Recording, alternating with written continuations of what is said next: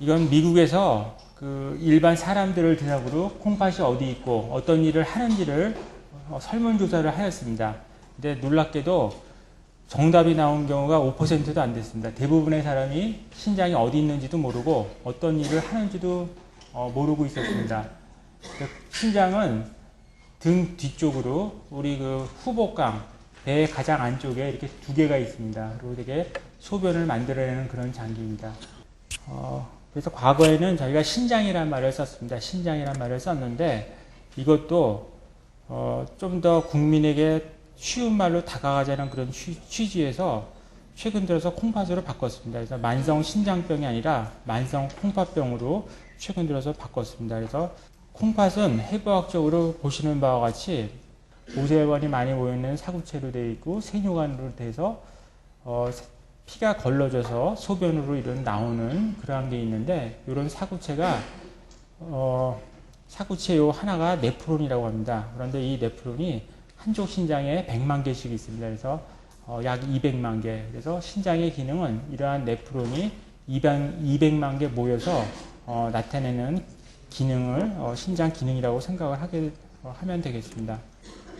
보시면은 저거를 잘라가지고 염색을 해보면은 이렇게 보이는 거는 정상적인 신장입니다.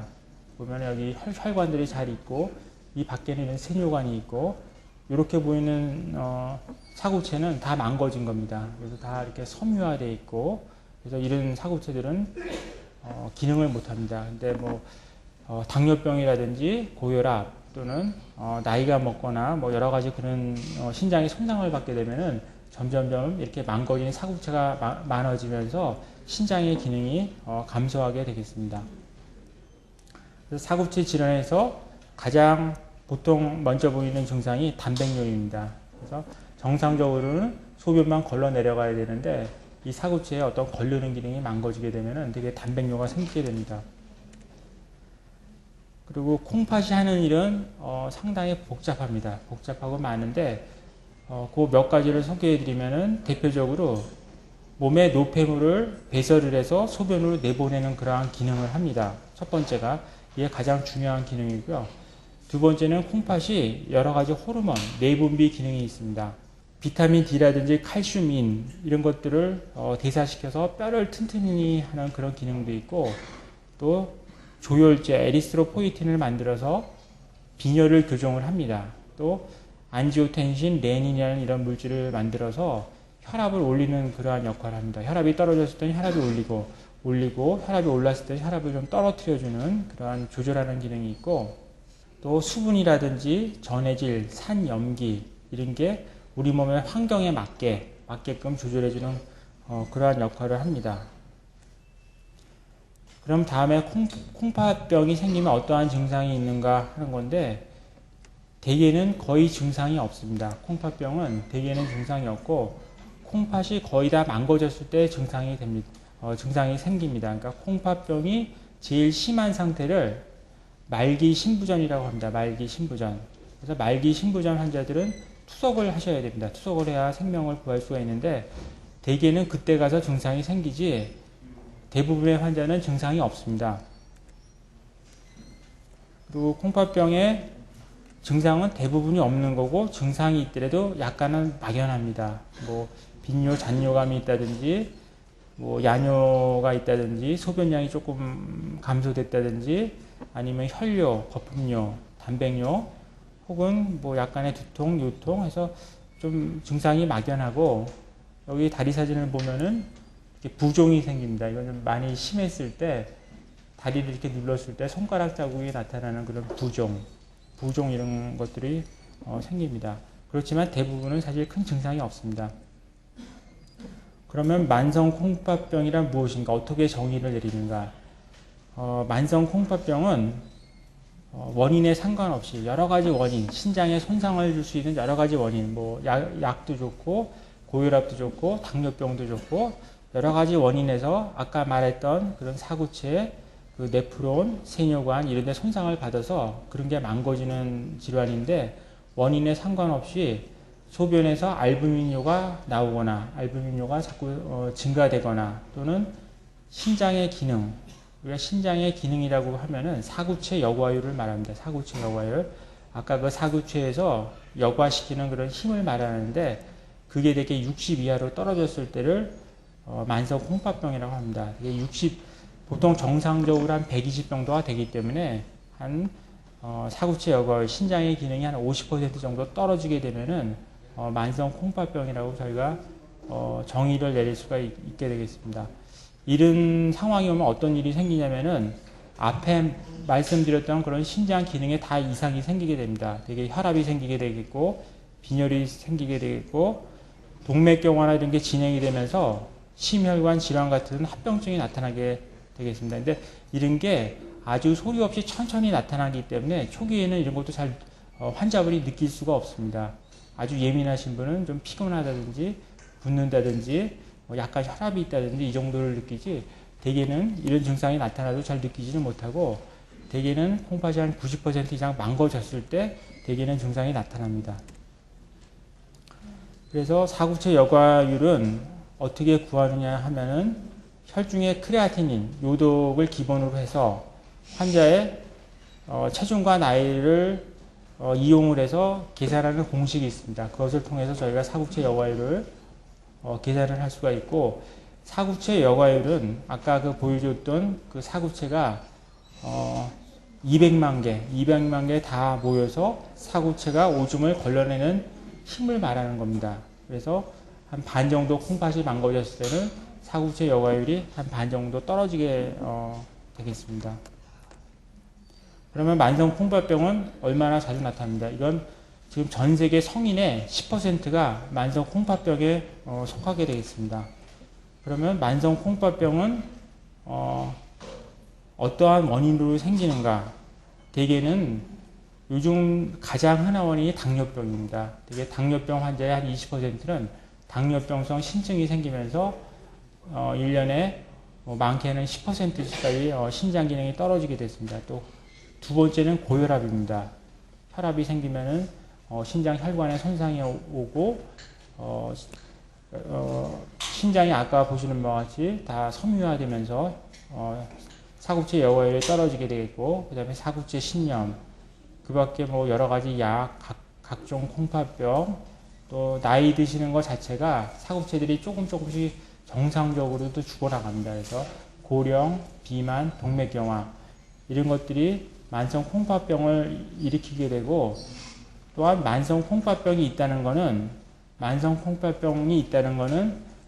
어떤 것을 뜻하냐? 신장이 가장 혈관이 많습니다. 가장 혈관이 많고 혈관의 손상을 가장 대표 쉽게 저희가 알 수 있는 장기이기 때문에 혈관 손상과 동맥경화를 반영을 합니다. 그러니까 당뇨병 환자인데 내가 만성 콩팥병 환자다. 이런 분들은 벌써 한 10배 정도 중풍이나 심장 발작을 확률이 높아지게 됩니다. 내가 고혈압인데 만성 콩팥병에 들어간다. 그러면 그냥 고혈압이 아니라 이미 중요한 장기 신장의 손상을 받았기 때문에 내가 10배 이상 사망률이 높게 되겠습니다. 그래서 이 만성 콩팥병이라는 게 중요하겠습니다. 그럼 만성 콩팥병은 어떻게 진단을 하느냐? 상당히 싸고 쉽고 간단합니다. 그러면서 합병증을 예측을 할 수 있기 때문에 상당히 중요하고 피검사를 해서 저희가 신장 기능을 보는 크레아티닌을 측정을 하고 환자의 연령과 성별, 체중 등을 이용해서 사구체 여과율을 계산을 해서 요거를 구하고 또 그 소변 검사 그걸 해서 단백뇨가 있는지만 보면은 우리가 쉽게 만성 콩팥병을 진단을 할 수가 있습니다. 만성 콩팥병 진단 검사의 대상은 대개는 성인이 되면은 소변 검사를 되게 한번 해보셔야 되는데 특히 문제가 되는 게 당뇨병, 고혈압이 있는 분, 또 비만 흡연자, 또 50세 이상 그 고령이신 분, 뭐 콩팥병이 있는 뭐 환자, 다른 콩팥병이 있는 환자 뭐 이런 환자들은 만성 콩팥병 여부를 꼭 체크를 하셔야 되겠습니다. 그러면은 만성 콩팥병을 치료하지 않으면 어떻게 되겠느냐? 이게 왜 자꾸 만성 콩팥병? 그러면 만성 콩팥병의 예후가 어떻게 됩니까? 크게 두 가지로 됩니다. 그래서 계속 그 환자가 오래 끌게 되면은 결국 콩팥이 다 망가져서 투석을 하게 됩니다. 그래서 말기 신부전이 됩니다. 또 만성 콩팥병이 있다는 환자들은 원인도 고혈압, 당뇨가 많고 또 신장 중요한 장기의 손상, 혈관 손상을 이미 많이 받은 상태이기 때문에 심혈관 질환 합병증이 한 10배 이상 증가되겠습니다. 그래서 만성 콩팥병의 대개 운명은 심혈관 합병증으로 중풍이라든지 심장 발작이 오고 그런 거를 피하고 또 오래 상당히 5년, 10년, 20년 더 계속 가다 보면은 결국에는 말기 신부전에 이르는 그러한 질환이 되겠습니다. 그래서 최근 들어서는 이거를 조금 더 단계별로 나누는데 1단계, 2단계, 3단계, 4단계, 5단계로 나눠서 그 사구체 여과율에 따라서 이렇게 나누는데 단계가 5단계로 갈수록 더 심해집니다. 5단계는 이제 말기 신부전이 되고 최소한도 한 4단계에서부터는 그 신장내과 의사가 꼭 적극적으로 개입을 해서 봐야 됩니다. 4단계 정도 되면 환자가 이미 어느 정도 빈혈이라든지 뼈도 약해져 있고 또 투석에 들어가는 것도 상담을 하고 대비를 해야 되기 때문에 경우에 따라서 혈관을 만들어 놓는다든지 이런 문제가 있기 때문에 최소한도 스테이지 4가 되면은 신장내과 면담을 꼭 하도록 이렇게 권하고 있습니다. 우리나라와 세계 콩팥병에 대해서 말씀을 드리면은 전 세계적으로 만성 콩팥병은 급격히 증가하고 특히 동양권에서 많이 증가하고 있습니다. 그리고 만성 콩팥병이 결국 가서 끝에 가서 적기는 합니다. 많게는 한 4, 5%, 적게는 한 1, 2%만 결국 투석으로 갑니다. 말기 신부전으로 가지만은 말기 신부전으로 가게 되면은 사망률도 높고 삶의 질도 떨어지고 한 명의 말기 신부전을 살리기 위해서는 거의 3천만 원 정도, 1년에 3천만 원 정도의 치료비가 들게 됩니다. 그래서 엄청난 사회에 부담이 되기 때문에 어떻게 해서든지 말기 신부전으로 가지 않게 만성 콩팥병에서 치료하고 잘 지낼 수 있게 하자는 게 지금 상당히 중요한 이슈로 떠오르고 있습니다.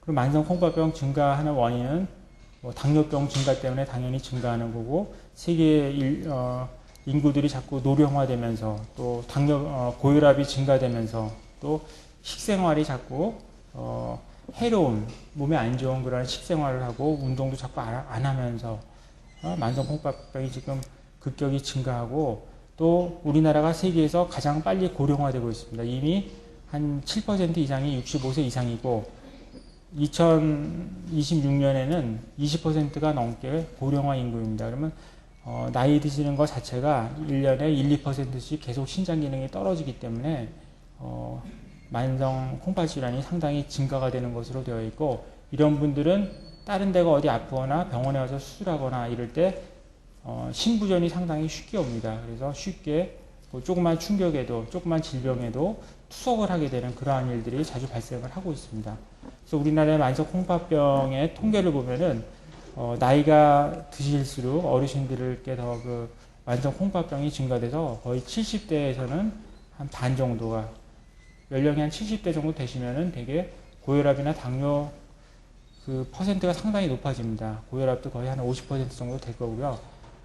당뇨도 4, 50%, 3, 40% 상당히 많게 되겠고 그런 분들은 나이 먹는 것 자체가 신장 기능이 떨어지기 때문에 그래서 만성 콩팥병 상태에서 본인이 다른 병을 생겼거나 아니면 신장에 독성 있는 약을 먹었거나 여러 가지 요인들에 의해서 쉽게 투석까지 갈 수 있는 그런 상황이 오게 됩니다.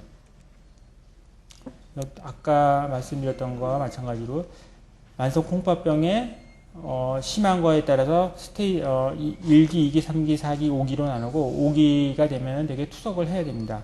4기 정도는 이제 사구체 여과이 한 30 밑이 되는데 이때부터는 투석 준비라든지 좀 더 적극적인 여러 가지 치료가 필요하기 때문에 꼭 신장내과 의사 보셔야 되겠고 한 스테이지 3 정도 되면은 약감이 있지만은 환자분들 잘 인식을 못하고 대개는 혈압 조절이라든지 혈당 조절 이런 다른 치료가 또 많이 되고 있기 때문에 요때는 그냥 순환기내과라든지 내분비내과에서 또 많이 치료를 하고 있습니다.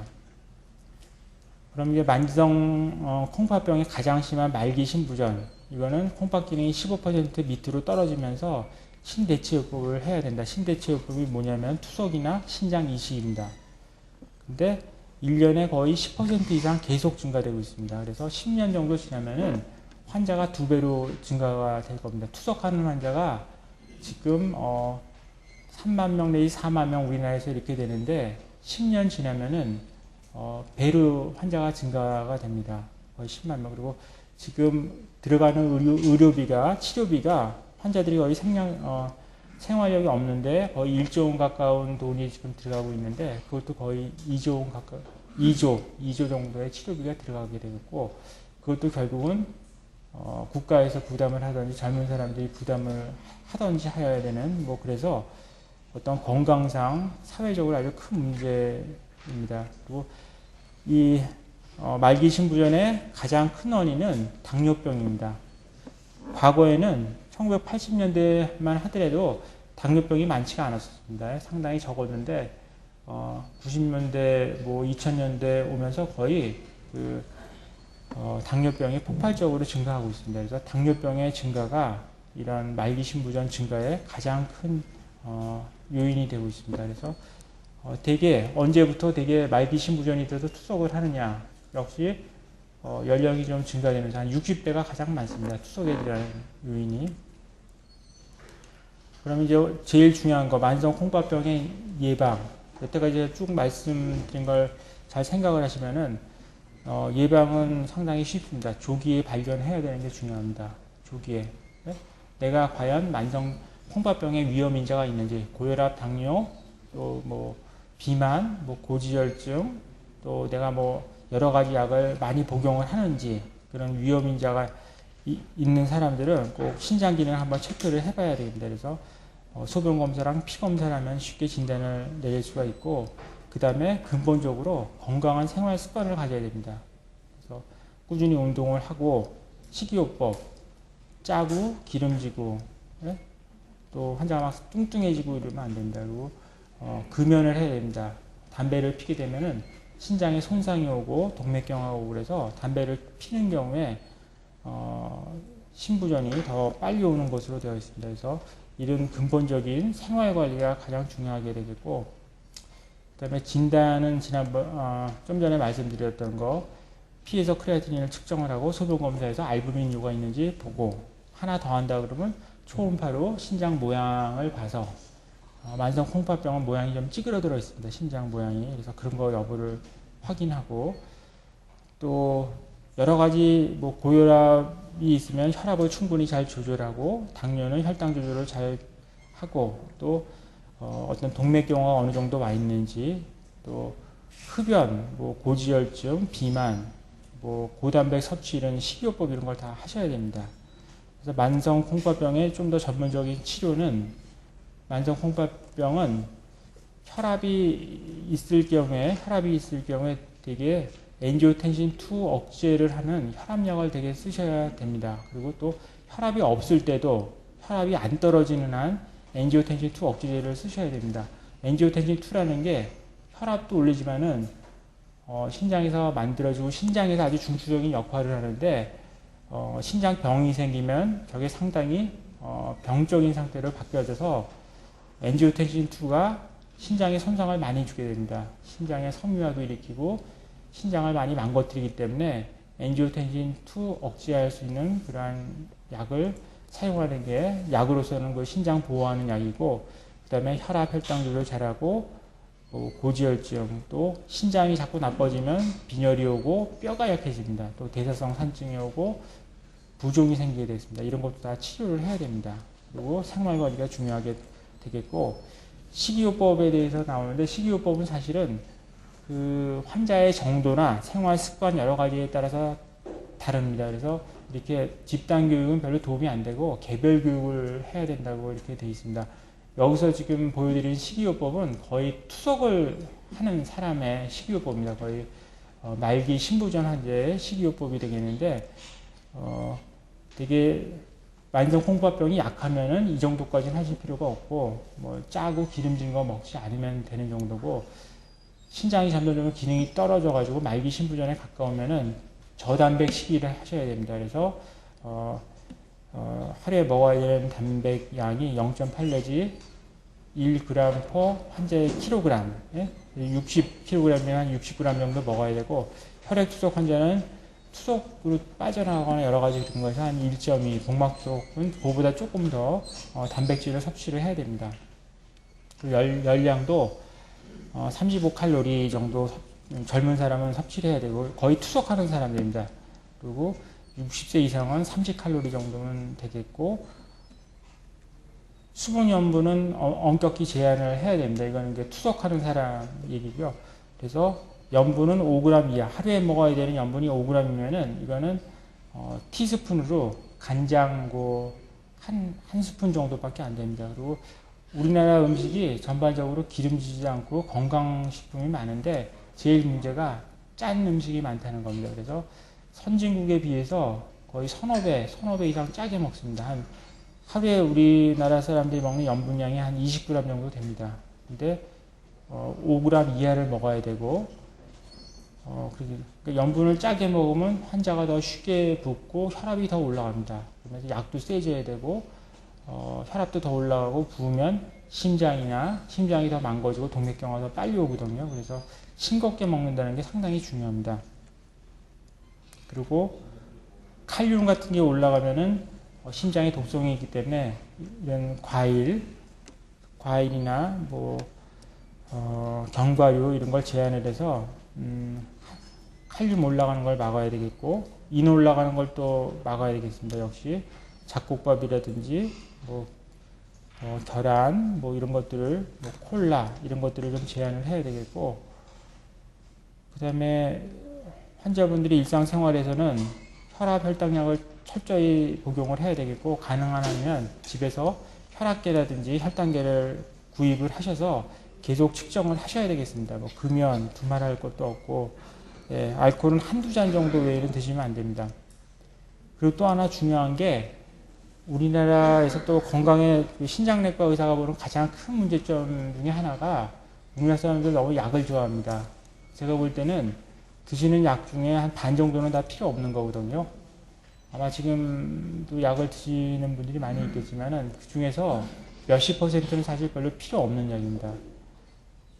그런데 이런 약들이 신장에 독성이 있는 경우가 많이 있습니다.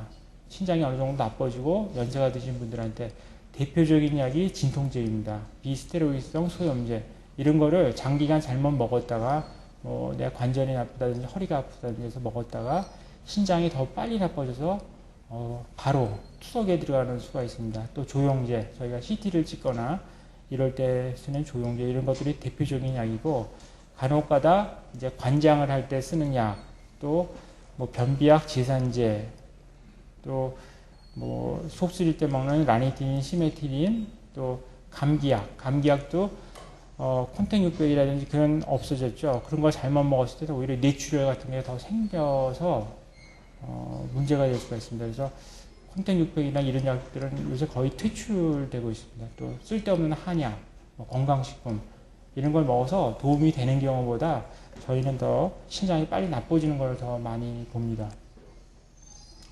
그리고 정 안 돼서 콩팥을 보호하다 정 안 돼서 투석에 들어가는 수밖에 없는데, 투석을 하게 되면 혈액투석, 복막투석, 신장 이식 이런 걸 할 수가 있고, 투석 치료도 옛날보다 많이 발전을 했습니다. 그래서 투석 치료만 열심히 하시더라도 웬만하면 10년, 20년, 한 20년도 충분히 생명을 유지할 수가 있습니다. 이거 보시면은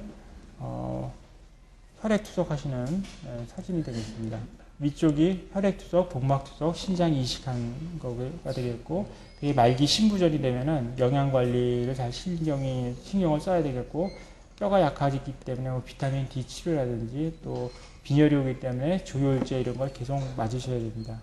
끝까지 경청해 주셔서 감사합니다.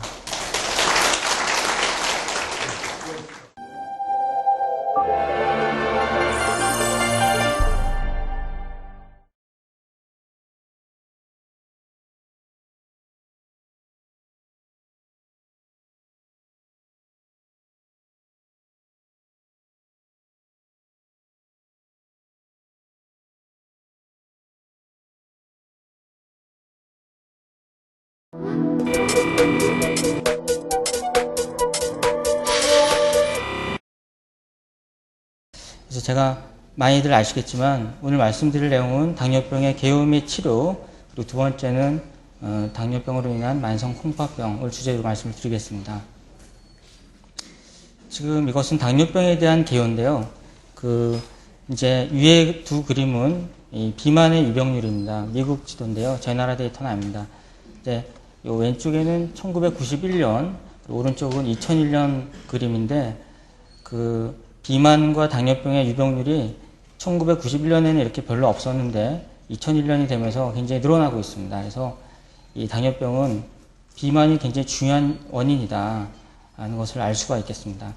반대로 체중을 좀 줄이면 혈당을 많이 낮출 수가 있겠습니다.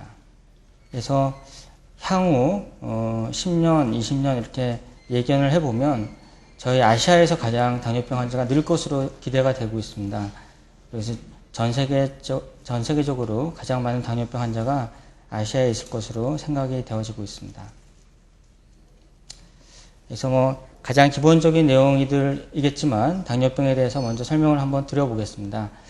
이 당뇨병은 이제 소변으로 당이 빠져나간 상태인데요. 이건 이제 혈당이 높아지면 소변으로 당이 빠져나가게 됩니다. 그래서 일종의 고혈당이 발생되는 병이죠.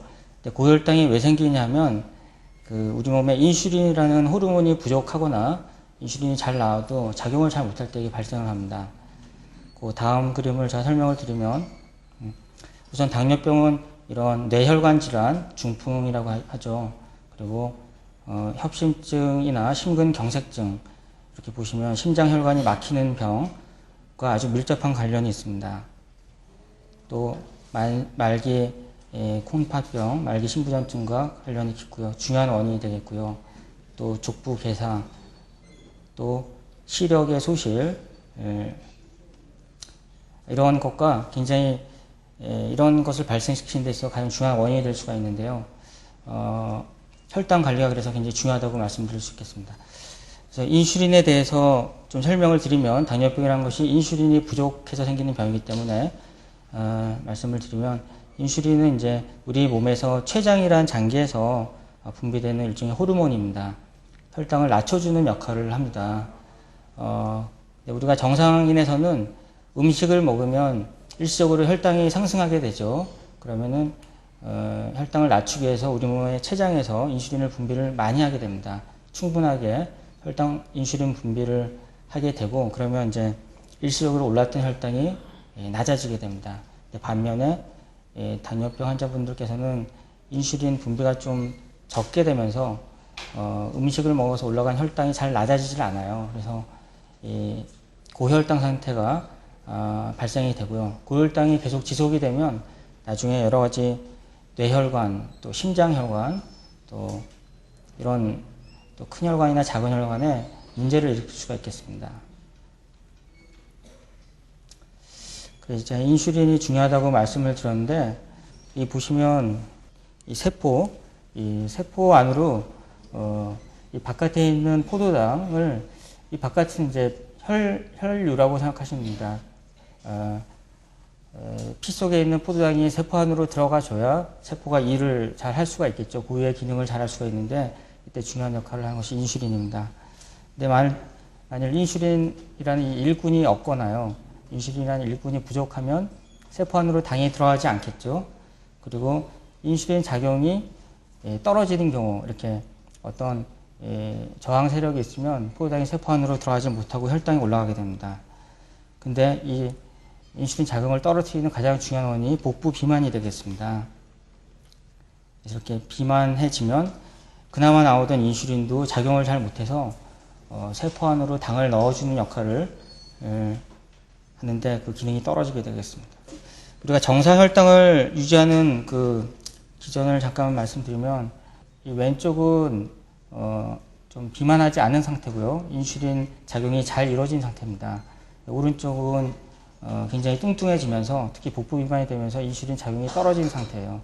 이거는 췌장에서 인슐린을 분비하는 세포가 일을 하는 능력이라고 보시면 되는데, 이 일꾼이 이 비만한 상태에서 궤도 이탈을 안 하려면 일을 많이 해야 됩니다. 이 최도 베타 세포가 이렇게 일을 많이 해야 겨우 정상혈당이라는 궤도가 유지가 되는데, 그래서 당뇨병이란 것은 이 비만이 되면서 체중 증가가 되면서 이 일꾼이 일을 하다가 너무 지쳐버려서 이 정상혈당의 궤도에서 벗어나는 그런 상태를 제2형 당뇨병이라고 합니다.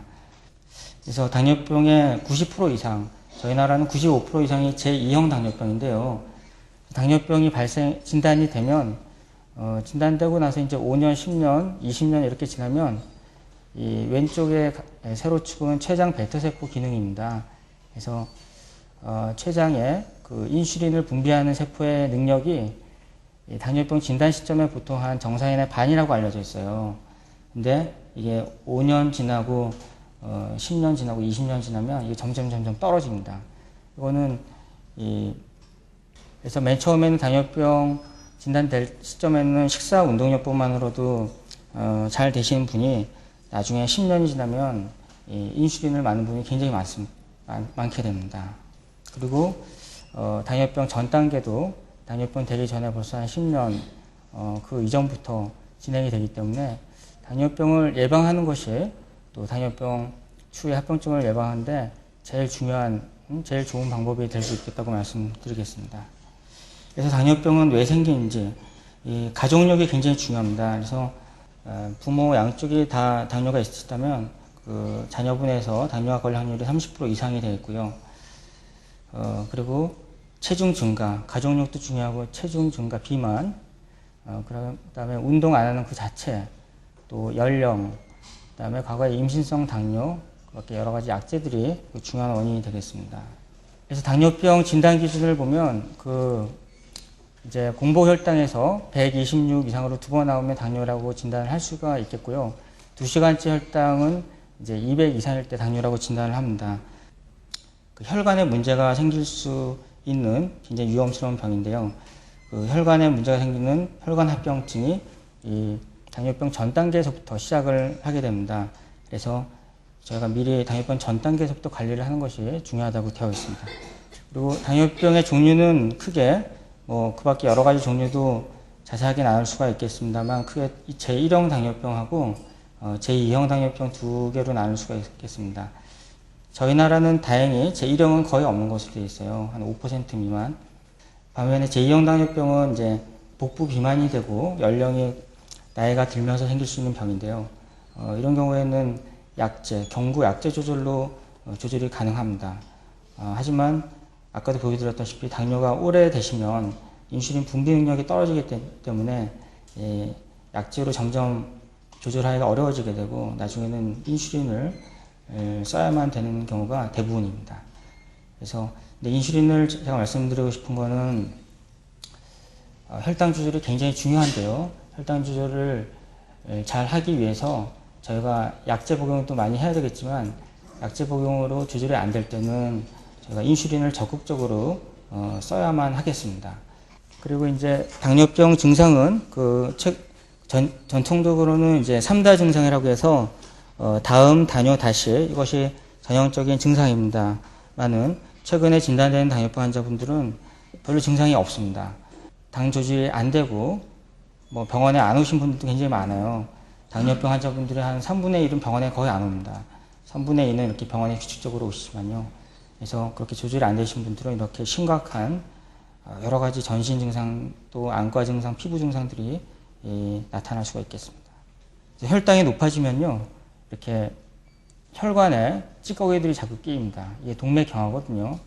자꾸 끼이다가 나중에 이 찌꺼기 덩어리가 떨어져 나가서 다른 작은 혈관을 막는다든지 아니면 이 작은 혈관을 완전 폐쇄를 시키면 나중에 갑작스러운 협심증이나 뇌졸중이 올 수가 있겠습니다. 또 우리가 신장이라는 조직은 아주 작은 혈관으로 이루어진 그런 미세 혈관으로 이루어진 그런 중요한 장인데요. 그 작은 혈관들이 또 잘 침범을 당할 수 있는 것으로 되어 있습니다. 당뇨병 급성합병증이 혈당이 700, 1000, 1500 이렇게 올라가면 굉장히 위험스러운 이런 합병증, 혼수 상태나 케톤 산혈증이 올 수가 있겠습니다.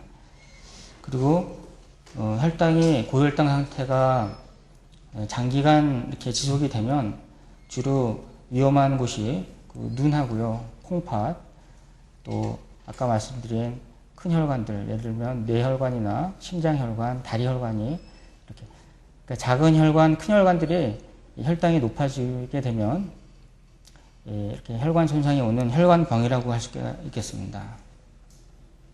그래서 당뇨병의 합병증을 예방하기 위해서는 이런 혈당 관리뿐만 아니라 혈압 조절도 굉장히 중요하겠습니다. 오히려 혈압 조절이 더 중요하다고 말씀드릴 수 있겠습니다. 그리고 콜레스테롤 이 조절, 그리고 금연, 그리고 적절한 운동과 식사 조절이 이 당뇨병 합병증을 예방하는데, 즉 혈관병을 예방하는데 이런 혈당만 조절해서도 안 되겠고요. 혈당 조절, 혈압 조절, 콜레스테롤 조절, 금연 이런 것들이 굉장히 중요하겠습니다. 그래서 병원에 오시면 이렇게 피 검사도 저희가 혈당이 얼마인가 이렇게 해드리고 있는데 목표 혈당이 있습니다. 그래서 이런 혈당이 너무 높아지지 않도록, 또 혈압이 높아지지 않도록 조절을 저희가 해드리려고 하는 것입니다. 그래서 당뇨병 관리는 이렇게 적절한 식사량과 또 적절한 운동, 그러니까 생활 습관이 굉장히 중요한 것으로 되어 있습니다. 그래서 운동을 뭐 어떻게 해야 되는지 이런 것은 여러분들 많이 설명을 들으셨을 것으로 생각이 됩니다. 일주일에 한 4회, 5회 이상 한 번에 30분에서 60분 속보를 겸해서 걷기 운동을 많이 권유를 하고 있습니다. 그리고 혈당을 낮추기 위한 약이 인슐린을 비롯해서 여러 가지 약들이 많은데요. 우리 만성 신질환이 있을 때는 특히 인슐린을 많이 써야만 하게 되겠습니다. 왜냐하면 저희가 경구약제를 많이 못 쓰게 됩니다. 이 콩팥 기능이 떨어지게 되면. 그래서 혈당 강화제 중에서 이 콩팥 기능이 떨어졌을 때 쓸 수 있는 약이 그렇게 많지는 않습니다. 그래서 의료진 의사들의 처방을 받으셔서 적절한 약을 드시면 되겠습니다. 그리고 혈당 관리를 잘 하기 위해서는 중요한 것이 스스로 혈당을 잴 수 있어야 됩니다.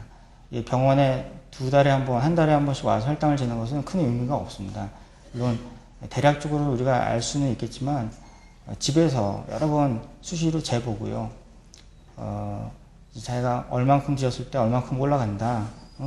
또 얼만큼 활동을 하니까 이렇게 잘 떨어지더라. 이런 것들을 습득을 하는 것이 중요하고, 또 저혈당이나 또 만성신질환이 오래되시면 저혈당이 나도 증상이 없는 경우도 굉장히 많습니다. 그래서 자꾸 혈당을 측정을 해서 저혈당에 빠지지 않는지, 또 혈당이 너무 높아지진 않은지, 이런 스스로 혈당을 측정하는 것이 굉장히 중요하다고 되어 있습니다. 과거에는 1985년 보시면 당뇨병이 만성신질환의 가장 이렇게 적은 부분을 차지했습니다만, 최근에는 당뇨병이 가장 중요한 원인으로 대두가 되었습니다. 왜냐하면 뚱뚱한 사람이 많아지고요. 요새 일이 바쁘다 보니까 운동하는 사람이 별로 없습니다. 물론 이제 최근에는 중요성이 부과되면서 운동을 잘 하신 분도 많지만, 많이 먹고 운동 안 하게 되고 스트레스를 받게 되니까 당뇨가 잘 생기고요. 이것이 나중에 합병증, 만성신질환도 그 중에 합병증이 되겠습니다. 당뇨병으로 인한 만성 콩팥병은 조절이 안 되거나 적절한 치료를 받지 못할 때는 높은 사망률과 관련이 있겠습니다. 그래서 당뇨병이 콩팥을 망가뜨리는 이유는 아까 말씀드린 인슐린의 부족이나 저항성으로 인해서 혈당이 높아져서 혈관이 손상당하는 것이 중요한 원인이 되겠고요. 또 그 밖에도 혈압도 굉장히 중요하겠고, 고지혈증, 비만이 중요한 원인이 되겠습니다. 심장을 자세하게 현미경으로 들여다보면 피를 거르는 사구체라고 있습니다. 이게 사구체 하나를 보여드리는 건데, 정상 사구체는 이렇게 혈관이 잘 깨끗하게 잘 유지가 되는 반면에 비해서 당뇨병으로 인한 콩팥에서는 이 사구체 혈관이 다 혈관벽 사이가 두꺼워지고요. 이 섬유 조직으로 가득 차 있습니다. 그래서 피를 걸르는 역할을 잘 못하게 됩니다. 그리고 잘 걸러줘야 될, 사구체라는 것은 이제 중요한 물질을 잘 걸러주는, 특히 단백질을 잘 걸러주는 역할을 하는데, 이 당뇨로 인해서 콩팥 혈관이 망가지면 이 단백질을 잘 거르지를 못하게 됩니다. 그래서 정상적으로는 빠져나가야 되지 않을 단백질이 소변으로 많이 빠져나가게 됩니다. 제1형 당뇨병의 한 거의 반수가 나중에 만성 신재란이 생기게 되고요. 제2형 당뇨병의 한 20%, 30%에서 콩팥병이 생길 수가 있겠습니다. 그래서 제2형, 2형을 합치면 전체 당뇨 환자의 한 20, 30%, 20, 40%가 20년 이내에 당뇨병, 콩팥병이 발생한다고 되어 있습니다. 그래서 제1형 당뇨병인 경우에는 처음에는 이런 신장이나 눈의 합병증이 없습니다. 보통 진단되고 나서 한 5년 지나서부터 천천히 나중에 발생하는 것으로 되어 있는 반면에 제2형 당뇨병에서는 처음 진단되는 시점부터 이런 콩팥이 이상인 경우들이 꽤 있는 것으로 되어 있습니다. 그래서 진단 시점부터 콩팥에 대한 합병증 검사를 또 눈에 대한 검사를 시작을 해서 매년 하셔야 되겠습니다. 그래서 만성 콩팥병을 우리가 아는 방법은 간단하게 피검사, 소변검사를 해보면 우리가 이분이 만성 콩팥병이 있구나 이렇게 알 수가 있습니다. 피검사 크레아틴 수치를 보고요. 소변검사에서 미세 단백뇨나 단백뇨 수치를 측정을 해보면 알 수가 있겠습니다. 콩팥병의 예방법은 아까 다 말씀드린 것처럼 철저한 혈당, 혈압 조절, 단백 섭취 제한 이 세 가지가 가장 중요하겠고요. 그 다음에 추가적으로 저염식, 운동, 금연, 그 다음에 약 조절 이런 것들이 있겠습니다. 당뇨병 환자분께서 콩팥이 나빠질 때 주의해야 될 식사요법으로는 당뇨병의 일반적 관리와 마찬가지로 칼로리 제한이 적절한 칼로리 또 너무 안 드시는 것도 나중에 영양불량이 상태가 돼서 초래가 되어서 예후를 나쁘게 하는 원인이 됩니다. 그래서 적절한 너무 적지도 않고 과하지도 않게 영양분을 섭취를 해주셔야 되겠고요. 그 다음에 신부전식이라고 해서 이 몇 가지 피해야 될 음식들이 있죠. 고단백 식사를 좀 피하셔야 되겠고, 그 다음에 짜은 거 피하셔야 되겠고, 뭐 인 성분, 칼륨 성분, 과다한 칼륨 이런 것들은 좀 피하는 그런 식사를 하셔야 되는데 잘 모르시죠 대부분. 그래서 이런 만성 콩팥병 치료를 받고 있는 분들은 영양 상담을 한번 받아서 정확하게 자기의 식사가 어떻게 되는지 아시는 것도 굉장히 중요하다고 생각합니다. 그래서 약물요법도 조금 달라집니다. 콩팥병이 있는 분과 없는 분이. 그래서 쓸 수 없는 약들도 굉장히 많고요. 또 약도 콩팥 기능에 따라서 약 용량을 조절을 받으셔야 됩니다. 무조건 약을 많이 드시면 오히려 문제가 생길 수가 있기 때문에 적절한 이제 약 용량을 의사 선생님들께서 처방을 해주시면 그걸 잘 지키시는 것이 중요하게 되겠습니다. 네, 제가 말씀드릴 부분은 이상입니다. 감사합니다.